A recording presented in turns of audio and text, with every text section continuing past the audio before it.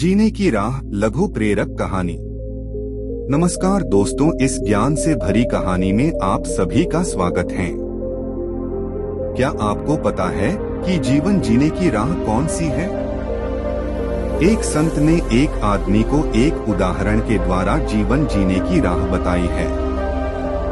संत एकनाथ के पास एक आदमी आया और पूछा, महाराज दुनिया में किस तरह से रहना चाहिए? संत ने कहा, जरा सामने आ, पहले तेरा माथा देख लूं कि तेरा जीवन बाकी भी है कि नहीं। वो आदमी सामने आया और माथा दिखाया। संत ने कहा, तेरी तो 7 दिनों में मौत है, अब तू कहे तो आगे बताओ। आदमी बोला, फिर रहने दो। वो भागता हुआ गया। वो बहुत चिंतित हो गया था। सबसे पहले उसने उन लोगों से माफी मांगी जिनको उसने भला बुरा कहा था। फिर जिन लोगों से झगड़ा किया था, बेईमानी की थी, उनसे भी जाकर माफी मांगी। घर जाकर बच्चों को बच्चों का हक दे दिया, उसकी पत्नी को पत्नी का हक दे दिया।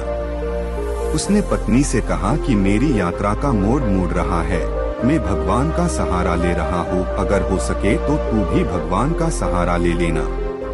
इस तरह से इस आदमी के 7 दिनों में से 6 दिन तो बीत गए। 7वें दिन वो भगवान के ध्यान में बैठा। आज उसका मन बड़ा हल्का था। फिर उसे याद आया कि एक बार संत से चलकर पूछ लूं कि कैसे जीना है, अगले जन्म में फिर वैसे जी लेंगे। वो गया संत के पास और उसने पूछा कि महाराज आप मुझे बताओ कि किस तरह से दुनिया में जीना चाहिए। संत ने कहा, मैं बताऊंगा, पर तू पहले ये बता कि तुम्हारे ये 7 दिन कैसे रहे। तुमने इन 7 दिनों में कितने लड़ाई झगड़े किए, किस किस से बेईमानी की? ये आदमी बोला, महाराज मैंने कोई लड़ाई झगड़े नहीं किए, बल्कि जो पुराने थे उनसे भी जाकर माफी मांग ली और उन्होंने भी मुझे माफ कर दिया। संत ने फिर पूछा, अच्छा तो अब मुझे ये बताओ कि तुमने इन 7 दिनों में भगवान को याद किया कि नहीं? ये आदमी बोला, महाराज सिर्फ भगवान ही याद रहे, क्योंकि मौत सामने थी। संत ने कहा, तो फिर जा बाकी की जिंदगी भी ऐसे ही बिताओ। पर आपने तो हमारा माथा देखा था, 7वें दिन मौत बताई थी। संत ने कहा, मौत तो इन 7 दिनों में ही है, सोमवार नहीं तो मंगल नहीं तो रविवार। यही 7 दिन है, इनमें ही आदमी जन्म लेता है और इन्हीं 7 दिनों में मरता है।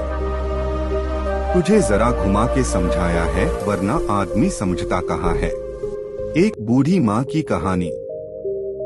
हमें हमेशा दूसरों की मदद करनी चाहिए। आपकी एक छोटी सी मदद से किसी की जिंदगी बदल सकती है। इस एक बूढ़ी माँ की कहानी में भी कुछ ऐसा ही होता है। हर रोज की तरह गुप्ता जी स्कूटर पर सवार होकर के सुबह दफ्तर जा रहे थे। उनकी पत्नी ने कहा कि वापस आते हुए सेब लेकर के आना। जब ऑफिस की दिशा में रवाना हो रहे थे तो फ्लाईओवर से पहले ही एक सड़क किनारे बैठी हुई एक महिला दिखी जो सेब बेच रही थी। उन्होंने अपना स्कूटर रोक लिया और सवाल किया, क्या भाव है माताजी? महिला ने उत्तर दिया, 40 रुपए किलो। इस पर गुप्ता जी मोलभाव पर अड़ गए। गुप्ता जी कहने लगे कि 30 रुपए प्रति किलो। माताजी ने कहना शुरू किया, 35 रुपए प्रति किलो। इस पर गुप्ता जी ने उत्तर दिया, 30 रुपए से 1 रुपए ज्यादा नहीं दूंगा। माताजी ने कहा, बेटा इससे कम नहीं, 35 रुपए प्रति किलो ले लो ना। गुप्ता जी ने अपने स्कूटर की रेस बढ़ाई और कहा, 30 रुपए से 1 रुपए ज्यादा नहीं मिलेगा। माताजी कहती है, बेटा ऐसा मत करो, ले लो ना 35 रुपए प्रति किलो। गुप्ता जी ने अपने ऑफिस की दिशा में स्कूटर चलाते हुए वहां से बाहर निकाल लिया और ऑफिस पहुंच गए। शाम को फिर से बाहर निकलते समय वो एक फल भंडार में पहुंच गए जिसमें विभिन्न फलों का विकल्प है। अब वहां मोलभाव करने का कोई विकल्प नहीं था, क्योंकि उस स्थान पर एक फिक्स्ड रेट का बोर्ड लगा हुआ था। जब वह वहां पहुंचे और देखा कि सेब का मूल्य 50 रुपए किलो है तो गुप्ता जी को थोड़ी हैरानी हुई, क्योंकि वहां सड़क किनारे उपलब्ध हो रहे सेब का मूल्य 40 रुपए किलो था। उन्हें यह लगा कि कुछ अजीब सा हो रहा है, इसलिए वह तेजी से फल भंडार के मालिक के पास गए और बोले, भाई साहब 40 रुपए किलो में दो ना। फल भंडार के मालिक ने हंसते हुए कहा, भाई साहब यहाँ सब फिक्स्ड रेट में मिलता है, आप यहाँ पर मोल भाव नहीं कर सकते। अगर आपको मोल भाव करना है तो किसी और जगह से ले लो। गुप्ता जी ने कहा, ठीक है, लेकिन मुझे पता चला कि बाहर की दुकानों में तो यही रेट है। फल भंडार के मालिक ने कहा, भाई साहब यहाँ तो वह नहीं है, कृपया आप एक बार जो पीछे बोर्ड पर लिखा है उसे पढ़ ले कि मोलभाव करके हमें शर्मिंदा न करें। गुप्ता जी शर्म से वहाँ से निकल गए, उम्मीद में कि फ्लाईओवर के नीचे किनारे पर जो महिला बैठी थी वह शायद अब भी वही होगी और वहाँ से सेब खरीदने का विचार किया जा सकता है। उन्होंने स्कूटर को दौड़ाया और पहुँचे तो वहाँ महिला बैठी हुई थी। महिला ने गुप्ता जी को पहचान लिया और कहने लगी कि 35 रुपए किलो, बस मोलभाव मत करो। गुप्ता जी मुस्कुराए और कहा, कोई बात नहीं माताजी, आप 2 किलो सेब पैक कर दीजिए और इसके लिए मैं आपको 100 रुपए दे दूंगा। महिला ने कहा, मेरे पास खुले पैसे नहीं हैं। शर्मा जी ने कहा, खुले की जरूरत नहीं है, आप रख लो 100 रुपए और 2 किलो सेब मुझे दे दो। महिला ने मुस्कुराते हुए कहा, आपका बहुत धन्यवाद। गुप्ता जी ने कहा कि मैं अभी अभी एक बड़ी दुकान में देखकर आया हूँ, वहाँ पर भी सेब 50 रुपए किलो ही मिलते हैं, तो वहाँ से लेने से अच्छा है कि मैं आपके यहाँ से ले लूँ। माता जी की आंखों में आंसू आ गए। उन्होंने कहा, मैं कैसे बताऊं, हमारी स्थिति इतनी कठिन हो गई है कि सड़क किनारे फल बेचने में मजबूर हूँ। मेरे पति की मृत्यु हो गई थी और वे बीमार थे। कर्जा भी बढ़ गया और हम सबसे सहारा मांगते रहे। इसी कष्ट से बाहर निकलने के लिए मुझे सड़क किनारे ये फल बेचने पड़ रहे हैं। यह एक आशा है कि कोई इसे खरीद लेगा, लेकिन कोई खरीदता ही नहीं। इस पर गुप्ता जी ने कहा, इस तरह की बातें मत करो, मैं कल सुबह फिर आऊंगा और कुछ और पैसे लेकर तुम्हारे पास आऊंगा।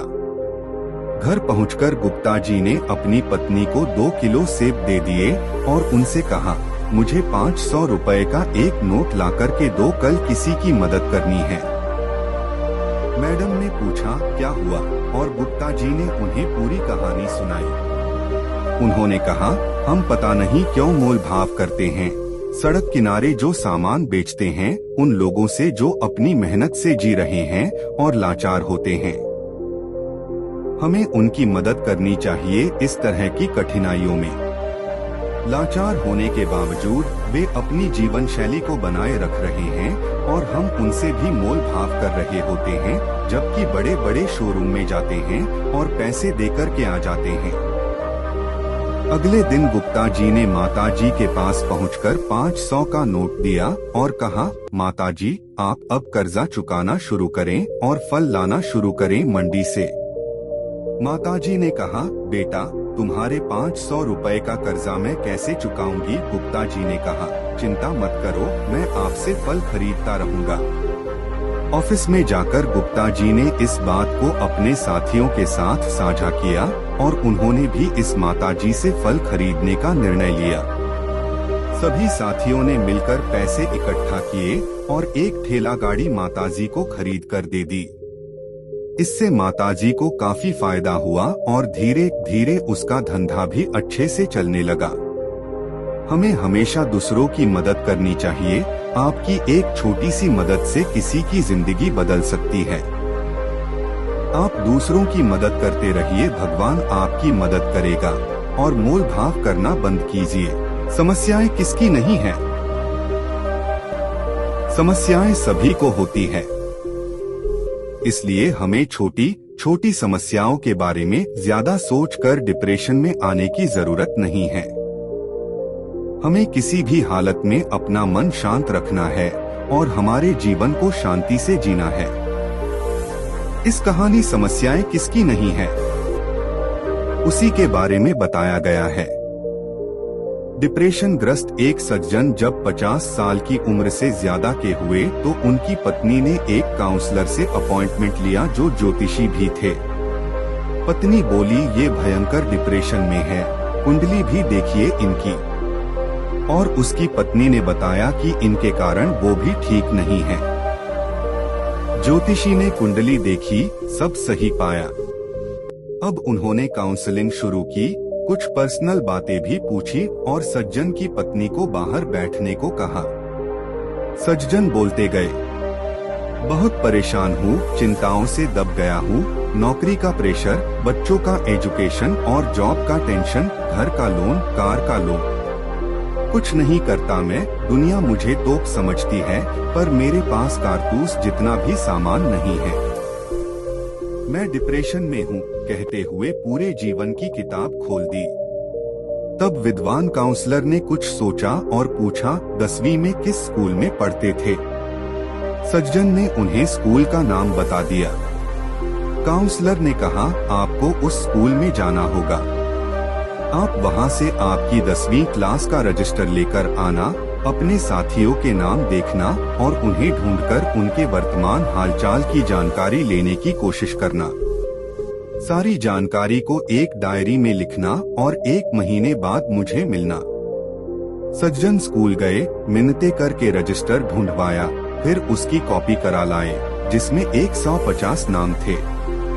महीना भर दिन रात कोशिश की, फिर भी बहुत मुश्किल से अपने 70-75 सहपाठियों के बारे में जानकारी एकत्रित कर पाए। आश्चर्य, उसमें से 15 लोग मर चुके थे, 5 विधवा विधुर और 12 तलाकशुदा थे। 10 नशेड़ी निकले जो बात करने के भी लायक नहीं थे। कुछ का पता ही नहीं चला कि अब वो कहाँ है। 4 इतने गरीब निकले कि पूछो मत। 5 इतने अमीर निकले कि यकीन नहीं हुआ। कुछ कैंसर ग्रस्त, कुछ लकवा, डायबिटीज, अस्थमा या दिल के रोगी निकले। 1-2 लोग एक्सीडेंट्स में हाथ, पांव या रीढ़ की हड्डी में चोट से बिस्तर पर थे। कुछ के बच्चे पागल, आवारा या निकम्मे निकले। एक जेल में था। एक 52 की उम्र में सेटल हुआ था, इसलिए अब शादी करना चाहता था। एक अभी भी सेटल नहीं था, पर 2 तलाक के बावजूद तीसरी शादी की फिराक में था। महीने भर 10वीं कक्षा का रजिस्टर भाग्य की व्यथा खुद सुना रहा था। काउंसलर ने पूछा, अब बताओ डिप्रेशन कैसा है? इन सज्जन को समझ आ गया कि उन्हें कोई बीमारी नहीं है, वो भूखे नहीं मर रहे, दिमाग एकदम सही है। कचहरी, पुलिस, वकीलों से उसका पाला नहीं पड़ा। उसके बीवी बच्चे बहुत अच्छे हैं, स्वस्थ है, वो भी स्वस्थ है, डॉक्टर अस्पताल से पाला नहीं पड़ा। सज्जन को महसूस हुआ कि दुनिया में वाकई बहुत दुख है और मैं बहुत सुखी और भाग्यशाली हूँ। ज्ञान पिपासु, ज्ञान उसी को जल्दी प्राप्त होता है जिसे ज्ञान लेने की प्यास ज्यादा होती है। अगर आप किसी से बड़े हो या फिर आपने कोई काम किसी और की तुलना में पहले से करना शुरू कर दिया है, तो उसका मतलब ये नहीं है कि आप दूसरों से पहले ही वो काम खत्म कर देंगे। काम तो कम समय में उसी से पहले खत्म कर सकते हो जिसे उसे पूरा करने की प्यास ज्यादा होंगी। ये कहानी ज्ञान पिपासु लघु प्रेरक कहानी भी उसी के बारे में है। एक गुरु के 2 शिष्य थे। एक पढ़ाई में बहुत तेज और विद्वान था और दूसरा उससे बिल्कुल विपरीत। पहले शिष्य की हर जगह प्रशंसा और सम्मान होता था, जहाँ की दूसरे शिष्य की लोग उपेक्षा करते थे। एक दिन रोष में दूसरा शिष्य गुरुजी के पास जाकर बोला, गुरुजी, मैं उससे पहले से आपके पास विद्याध्ययन कर रहा हूँ, फिर भी आपने उसे मुझसे अधिक शिक्षा क्यों दी? गुरुजी थोड़ी देर मौन रहने के बाद बोले, पहले तुम एक कहानी सुनो। एक यात्री कहीं जा रहा था। रास्ते में उसे प्यास लगी। थोड़ी दूर पर उसे एक कुआं मिला। कुएं पर बाल्टी तो थी, लेकिन रस्सी नहीं थी, इसलिए वह आगे बढ़ गया। थोड़ी देर बाद एक दूसरा यात्री उस कुएं के पास आया। कुएं पर रस्सी न देखकर उसने इधर उधर देखा। पास में ही बड़ी बड़ी घास उगी थी। उसने घास उखाड़कर रस्सी बटना प्रारंभ किया। थोड़ी देर में ही एक लंबी रस्सी तैयार हो गई।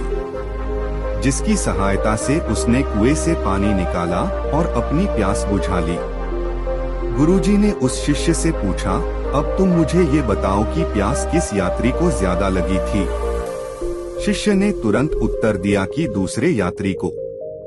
गुरुजी फिर बोले, प्यास दूसरे यात्री को ज्यादा लगी थी।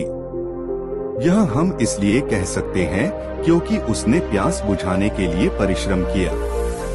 उसी प्रकार तुम्हारे सहपाठी में ज्ञान की प्यास है, जिसे बुझाने के लिए वह कठिन परिश्रम करता है, जबकि तुम ऐसा नहीं करते हो।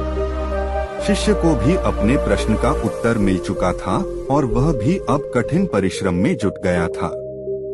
ज्ञान उसी को जल्दी प्राप्त होता है जो ज्ञान पिपासु हो।